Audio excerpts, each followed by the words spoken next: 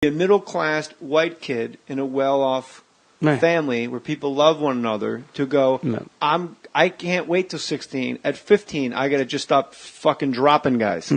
No, right. I mean, I understand that. I think that's part of why what the book's about, what Mark wrote, and because Mark says that. jmohr.com, hit the Amazon link, pre-order. Favorite son?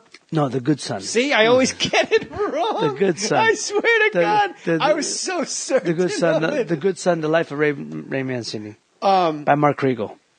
How old were you when you had your first professional fight? First professional was 18. I turned pro at 18. Okay. Who was? Yeah, I bet you remember his name, and I bet you remember everything about it. Yes, I do. But I'm going to have to think about it for a night. From Cincinnati, Ohio. And that's where it was? No, we'll figure it out. Youngster. Oh, my God, I'll think of it in a minute. It was a kid from Cincinnati. He's tall, 5'10". And you're 5'8"? Phil Bowen. Phil? Oh, Phil. Phil, like Phil Bowen. But brothers say Phil. Was he a brother? Yeah, he's a brother. Tall, lanky brother. And did you see a lack of respect towards you because you were like a white middle-class kid? No one thought, this kid can't possibly ascend the way I'm going to ascend because I'm black, I'm from Newark, New Jersey, no one's had it as hard as I have, what does he know about football? And then you come in and hit like a mule. Jay, that was the thing. When I went to New York, when I was 18, I moved to New York because at that time there was only two places, New York or L.A. I wanted to be, you have to understand, I wanted to be my father. I wanted to do everything he did. He left, my father told me, Raymond, he moved to New York in 39 because he said, Raymond, if you stay here, you're going to starve like I did. You got to go. And at the time, there's two places. It was New York or L.A., and obviously I was close to New York. And I wanted to do it like he did it. So 18, I graduated in June, and September I jumped on that plane and went to New York. And my trainer at the time was Murphy Griffith, who was Emil Griffith's uncle. Emil Griffith, the great middleweight and welterweight champion. And Dave Wolf was my manager. David Wolf was a best-selling author, wrote the book Foul about Connie Hawkins that helped exonerate him from they said Connie Hawkins threw games, exonerated him. How was Griffin related to Emil? He's Emil's uncle. What's his name? Murphy. That was your first trainer? He was my trainer, yeah. Right. My amateur trainer was a guy named Ed Sullivan back in Youngstown, Eddie Sullivan. That's what he did before that show. I knew he'd come up with something. I pointed to him. As soon as you said it, I just pointed over my shoulder. But Griffith saw me in the National Golden Gloves in 1979 in Indianapolis and said, look, you're never going to win no amateur titles. And I was so disgusted because I got beaten in the quarterfinals by the defending national champion. I beat this boy. I beat him up pretty good. And they gave him the decision. And let's go back to what Uncle Dan said. Why do they switch you from southpaw to right hand? Well, because for that reason, nobody wants to fight a southpaw as it is at that time. Now you can't get away from it. It's going to be harder for us to get you fights if you're left-handed. Absolutely. Those guys were avoiding. For the listeners that aren't fight fans, styles make fights. Exactly. And a lefty, it's a lot bad of trouble. Style. Bad style. Right. It's like you get avoided like the plague, Huh. But now there's so many of them. That until just now. No, that's true. That's true story. Nobody wants to fight southpaw, and that's why you couldn't get a fight if you were southpaw back then. And why very rare. Southpaw? Do you know? No, I still don't. Being a lefty. No, to give you a little bit of trivia. My last name Mancino in Italian, Mancino means left-handed. Means southpaw. Well, as we refer to as southpaw, they say Mancino. How do you say right-handed in Italian? I have no clue, brother. Arguello. Okay. Touche. You brought up Emil Griffith, and you're in horrible rare company with Emil Griffith. Oh yeah. I mean that was weird. Yeah, Gabriel Ruelas. Gabriel, yeah. And Ray Mancini. Now this is something you're never going to outrun. No. And it's unfortunate that your run through the lightweight championship, you're tied to this for. That's just the house. Perfect. Big dramatic crescendo. You're tied to this. Unfortunate. It's unfortunate. Yeah. The Dooku Kim. And you're one of a handful of people that have actually killed someone in the ring. Or you fought and they died later in the ring. Yeah. Which I believe, and you'll explain to us, you actually stopped fighting. You didn't really... No, I didn't retire, Jay. I didn't stop fighting. And I'll tell you what, for me, let me give you a bit of background. Okay. I've grown up where, for me, just when I was on a climb in my career, I was 15-0, starting to make some noise, and my brother had always been in my corner. my brother was the first one to run in the ring, jump and carry me and hug me. And was he older or younger? Older. My older brother, Lenny. And we were 5.5 years apart. And he was the first one to lift me up. And so Valentine's Day, February 14, 1981, my brother was shot and killed. And I was in New York at the time, and my sister called and told me, and so I flew back, and consequently, we buried him that week. I went back. That's in the middle of your run. Yeah, I was really just stuck. I always say, it's funny. I said, God takes, God gives. He took my brother from me, but right after that, things started popping because it was hard for me. I was like 15-0, and I was starting to get possible TV fights and stuff. They're talking about ESPN, even possible, climb to on networks. We're starting to get involved. I saw you on ABC as a kid. CBS. CBS was right. I saw you on CBS? Yeah, I was on ABC. CBS was a network. And they were just getting, and at that time, 81, they was CBS was getting the fight game, and they want to get involved with the lightweight division. Oh, I hit the juggernaut. Because a lot of, people like to watch the heavyweights slug it out. At the time. And if you're a real fight fan, the real brawls are lighter weights. Like middleweight and below is when you really exactly. get the good ones. Exactly. So at the time, dies. So he dies February 14th. I go back to New York, and I tell, my parents, I told them I don't have to leave. I could stay. No, you got to go. Get on with your life. We got to move on. And that's kind of, I've trained myself through the years. Just, I grieve it. I grieved. I mourned it. And then I move on. You got to bury it, move on. And that's what I've done with my life. Most of the things in my life. Who was the first fight after you buried your brother? So as soon as I get back to New York, I tell Griff, we got to get back. I got to get a fight. I tell my manager, Dave Wolf, get me a fight right away. Within the week, we got offered to be the main event at the Felt Forum underneath Madison Square Garden. Oh, yeah. But that's it's like right. It's just one step to the main to the big arena. Yeah. And so great March name for a place too. The Felt Forum. March. Nothing's named cool anymore. It's named after a product. That's right. That's exactly right. You're right. The great, right. The great forum here in L.A. The great, over there. Right. Olympic, right. So that was March 12th of 81. So I got back and I got offered that fight. I said, let's do it. Who was it? And I fought a guy named Norman Goins from Indianapolis. Norman Goins was an older guy who had been Norman Schwarzenegger. I don't think so. I don't think so, or whatever. Schwarzenegger. Schwarzkopf. I'm telling you, he's a sniper. He's a sniper, man. He's like a three-pointer guy off the bench. He's like Steve Novak. And so Steve Goings. No, Norman Goins. Norman Goins. What did I say? Steve Isn't Goins. Isn't it amazing? I have not been punched in the how many face. fights have you had, man? No. Really, seriously. For the last name like Goins, you have to have two front names like Storm and Norman for crying out loud. I'll go. I'm going to talk to your sound guy over here. Me and him are going to have the conversation because that's we're only two. Angie from Rhode Island. He's very connected. We ain't the only two men ain't fucked this up so far. So Angie's a friend of ours. So what happened with Storm and Norman? Big puncher. Everyone thought it would be a bad fight because coming off they didn't know how it would react once it got hit. Big puncher fought Howard Davis twice on TV. Dropped Howard Davis. Wait, hold on. You got to slow it down because people that don't know, we got to tailor this to people that don't know the fight. That's true. You and I in a room, sure. Right. So Storm and Norman Goings. And fought Howard Davis, who was a 76 Olympian. First was Storm and Norman. Right. And he was a tall guy that hit like a mule, and they thought this isn't a good match. Right. And what happened? And I went out and I, banged right from the get-go. We started warring and wore the first round, second round, come out, bing, bing, bing. Caught him on his left hook to the body, left hook to the chin, knocked him cold. All right, time out. Yeah. Who comes out and lifts you up?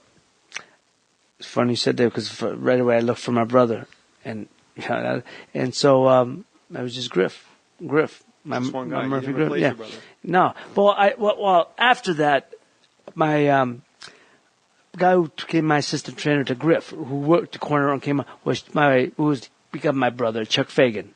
Chuck Fagan he became my big brother. And was that Davis the same Davis that fought Sugar Ray, like one of Sugar Ray's last fights? No. Howard Davis was a stablemate of Ray's, and he was on the '76 Olympic team also, right, and they were getting a lot of fanfare. Yeah, we got to go slower. Storm and Norman, you drop in the second round, right? And you immediately look for your brother, right? He ain't coming. No. Does that immediately, at that moment, Is it like the floor coming out from under you? Just a great sadness over me, but a great realization that and that was right. the for lack of a better expression, the come to Jesus moment of I'm going forward without my brother. Right. Right? Right. Okay. Thank you. No problem. Then Howard Davis? Yeah, Howard Davis. You know what? Forget it, man. I just mentioned him because he was a 76 Olympian who was getting a lot of heat at the time. And he was on Storm and Norman, and you dropped him too. And he was on ABC a lot, like when Ray Leonard and them started out together. He was getting a lot of heat, and he fought Norman Goins, one of his early opponents on TV. And he fought Aaron Pryor? And amateurs, big puncher, and he dropped to Howard Davis a couple times on national TV. Davis got the decision, but everyone said, so that's why Norman Goins became very. So this is 81. This is 81. How many fights did you have in a year then when you were at that time? I turned pro in October. These days, guys fight once a year. I turned pro October of '79 was my first fight. I had 4 fights before the end of the year. Going into 1980, so, I have 4 fights. So it's 2 a month. 2 months before the end of the year. Going into 1980, I had 12 fights, an average of 1 a month. Average of 1 a month. That's unheard of. But but everyone in the time also fought a lot more than it wasn't. For the listeners, not like Ray was this crazy person that fought so much. Just I was healthy, I was strong. Like Sugar Ray Robinson fought more than anybody. Yeah, but guys. Every 2 weeks. Well, you wanted to. Well, they were fighting because it was depression. They had to eat. I was hungry for my career to get, I wanted to climb the ladder, man. And your ultimate goal was to be the lightweight champion of the world, right? Because your dad couldn't. Correct. Okay. And so from that fight at the Garden at Felt Forum, which was televised by USA Network. At that time, the USA Network was only regional, like New York, Jersey area. Yeah. It wasn't national, I don't think. But that fight got me a shot for April 2nd, only a couple weeks later, on ESPN. And I was gonna co-feature a headline show with Vito Interfermo. And was great. Yeah, Vito, and we fought in Chicago. My dog's not a fan of NFL. Yeah, you can see that. And I fought a guy named Al Ford. Al Ford was another slick, tough guy from Canada who was in the top 10. How could a Canadian guy be tough? Yeah, Al Ford. And nobody, and they Storm and Al Ford. Storm and Norman Goins. Al Ford, tough guy, slick, and I fought him on 2 weeks ESPN. after your last fight. Well, it was March 12th, and then April 2nd, so 3 weeks, 2 weeks, 3.5 weeks, whatever it is, right.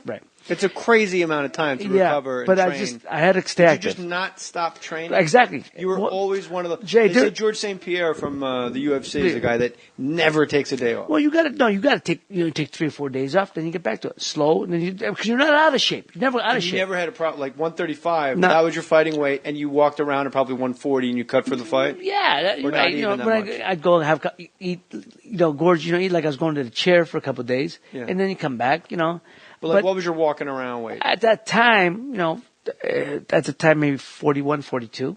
All right, so you never had to cut a ton of weight. No, at that these time, knuckleheads going around today. Right. Okay, so you're always fresh. Right. So you're always fresh. Yeah, you're never never out of shape. Never out of shape. Never let myself get out of shape. People say, "Oh, you get in shape." No, I never been out of shape. Is it true that you can't have sex before? Did you ever have sex before a fight? No, I stuck to that. My father. Do you believe it's true? I believe so. How? They say it makes your legs weak? People will say that, that's just a myth. Because I know guys. And your dick. It makes your legs weak, and you go into the fight with a very weak dick. But your balls are lighter. But I tell you the truth. I believed it. Balls. I believed it because. Yeah, that's how you cut weight. Get your balls nice and light. It'd be like them old Jewish guys with the sagging. The old guys. I see them in the gym all the time. It's like you think you're at the Friars Club. Put a produce bag over that, old man. Nobody wants to see that. We're the young hot guys. Produce bag. We're the young hot guys. I'm in the steam room. We're all the hot young teenage guys. We're the Santa Monica High School guys. I want to look at some. You know what? I think I opened up too much there. So, but yes. So anyhow, so you're always in shape. Always in shape. Yeah. So that's your question about sex. No, I never. I cut out 6 weeks before. 6 weeks. But what is this? What is? For me, it was mental. As they go. Because if you're having sex, you're not concentrating on the fight. Me, I didn't cheat myself, Jay. One thing I'm proud of, when I went in training camp, I put myself in jail. I didn't cheat myself. So when I got in the ring with you, you beat me. But I wasn't going to beat myself. I didn't cheat myself. I didn't cheat, and I'm proud of that. Five losses. Yeah. In your entire. How long was your career? I fought professionally. I 5.5 years. I retired I officially retired, and my last fight was February of '85, and then retired August of that year. And I remember when you retired, it was like an emotional thing. Like, Yeah. I'm just a kid in Jersey looking at Sports Illustrated and watching CBS, and I remember I was bummed out you retired. Yeah, I appreciate and that. like, I'm 15 years old going, oh, that sucks, man. That's my guy. This kid. No one thought, this kid can't possibly ascend the way I'm going to ascend because I'm black, I'm from Newark, New Jersey. No one's had it as hard as I have. What does he know about And then you come in and hit like a mule. Jay, that was the thing. When I went to New York, when I was 18, I moved to New York. Because at that time, there was only two places, New York or L.A. I wanted to be, you have to say, I wanted to be my father. I wanted to do everything he did. He left, my father told me, Raymond, he moved to New York in 39 because he said, Raymond, if you stay here, you're going to starve like I did. You got to go. And at the time, there's two places. It was New York or L.A., and obviously I was close to New York. And I wanted to do it like he did it. So 18, I graduated in June, and September I jumped on that plane and went to New York. And my trainer at the time was Murphy Griffith, who was Emil Griffith's uncle. Emil Griffith, the great middleweight and welterweight champion. And Dave Wolf was my manager. David Wolf was a best-selling author, wrote the book Foul about Connie Hawkins that helped exonerate him from they said Connie Hawkins threw games, exonerated him. How was Griffin related to Emil? He's Emil's uncle. What's his name? Murphy. That was your Griffith. first trainer? He was my trainer, yeah. Right. My amateur trainer was a guy named Ed Sullivan back in Youngstown, Eddie Sullivan. That's what he did before that show. A middle-class white kid in a well-off family where people love one another to go, I can't wait till 16. At 15, I got to just stop fucking dropping guys. No, right. I mean, I understand that. I think that's part of why what the book's about, what Mark wrote, and because Mark says that. jmohr.com, hit the Amazon link, pre-order. Favorite son? No, The Good Son. See, I always get it wrong. The Good Son. I swear to God, I was so certain. The Good Son, The Good Son, The Life of Ray Mancini, by Mark Riegel. How old were you when you had your first professional fight? First professional was 18. I turned pro at 18. Okay, and who was? Yeah, I bet you remember his name, and I bet you remember everything about it. Yes, I do. But I'm gonna have to think about it for a night. From Cincinnati, Ohio, and that's where it was. We'll figure it out. Youngstown. Oh my God, I'll think of it in a minute. It was a kid from Cincinnati. He's tall, 5'10", and you're 5'8". Phil Bowen. Phil? Oh, Phil. Phil, like Phil Bowen. But brothers say Phil. Was he a brother? Yeah, he's a brother. Tall, lanky brother. And did you see a lack of respect towards you because you were like a white middle class kid? I knew you. I knew he'd come up with something. I pointed to him. As soon as you said it, I pointed over my shoulder. But Griffith saw me in the National Golden Gloves in 1979 in Indianapolis and said, look, you're never going to win no amateur titles. And I was so disgusted because I got beaten in the quarterfinals by the defending national champion. I beat this boy. I beat him up pretty good. And they gave him the decision.